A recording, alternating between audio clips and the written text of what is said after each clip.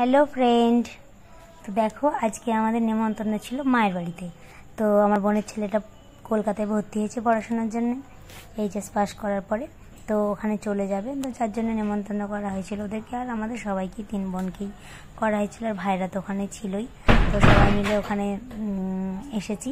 তো গ্রামের বাড়িতে খুব ভালো লাগছে, আর ছাদে এসে খুব ভালো লাগছিলো। চারিদিকটা বেশ সবুজ, আর রোদ ছিল না, ভালো লাগছিল, ওয়েদারটা খুবই সুন্দর।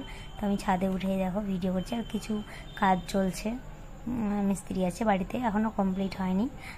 কদিন পরে আমার বোনের ছেলের, এই ভাইয়ের ছেলের বার্থডে আছে, তো তখন একদম কমপ্লিট হবে, তখন একদম দেখাবো। খুব সুন্দর হয়েছে আমাদের গ্রামের বাড়িটা। তো কী কী রান্না হয়েছে আজকে, পোলাও হয়েছে, আর মাটনের ঝোল হয়েছে দেখো। তো আমি খাওয়ার পরে ভিডিও করছি, আগে আমি গিয়ে তাড়াতাড়ি করে খেতে বসে গেছিলাম, দিয়ে পরে আমার খেয়াল আসছে যে প্রত্যেকদিন তো আমি দুপুরের মোটামুটি লাঞ্চের ভিডিও যা হয় দিই।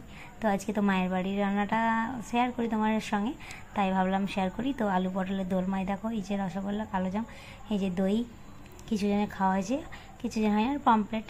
এই আজকের মেনু।